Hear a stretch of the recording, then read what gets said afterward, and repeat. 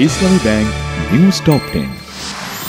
পতিত স্বৈরাচার দেশে নৈরাজ্য সৃষ্টি করতে বিপুল অর্থ বিনিয়োগ করছে বললেন প্রধান উপদেষ্টা।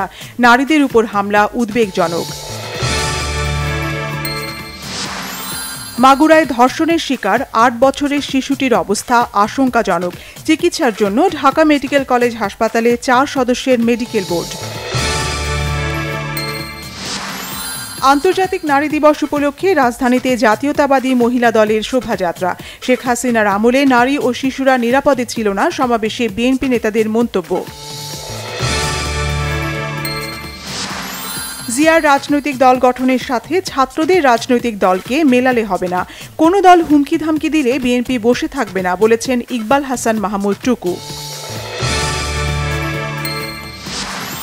২০০৭-৮ সালে সেনাবাহিনীর কিছু লোক বাংলাদেশের রাজনীতিকে ম্যানিপুলেট করার চেষ্টা করেছিল, জানিয়েছেন সে সময় ঢাকায় নিযুক্ত মার্কিন কূটনীতিক জন এফ ডেনিলোভিস। রাজধানীর বনশ্রীতে ব্যবসায়ীকে গুলি করে স্বর্ণ লুটের ঘটনায় ৬ জন গ্রেফতার, স্বর্ণালংকার ও একটি অবৈধ অস্ত্র উদ্ধার, জানিয়েছেন ডিএমপি কমিশনার। পঞ্চগড়ে বিএসএফের গুলিতে আলামিন নামে এক বাংলাদেশির মৃত্যু। লাশ হস্তান্তরের জন্য পতাকা বৈঠকের আহ্বান।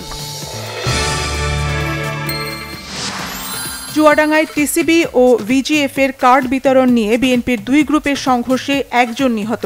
মাদারীপুরে বালু ব্যবসার নিয়ন্ত্রণ নিয়ে দুপক্ষের সংঘর্ষে প্রাণ গেছে 2 ভাইয়ের। রাশিয়ার ব্যাংকিং খাতে নিষেধাজ্ঞা দিতে চান মার্কিন প্রেসিডেন্ট ডোনাল্ড ট্রাম্প। সামাজিক যোগাযোগ মাধ্যম ট্রুথ সোশ্যালে দেয়া পোস্টে এই হুঁশিয়ারি দেন তিনি। লিড নিয়েও সৌদি প্রো লিগে জিততে পারল না ক্রিস্টিয়ানো রোনালদোর আল নাসর। রিয়াদে আল শাবাবের সাথে 2-2 গোলে ড্র হয় ম্যাচটি।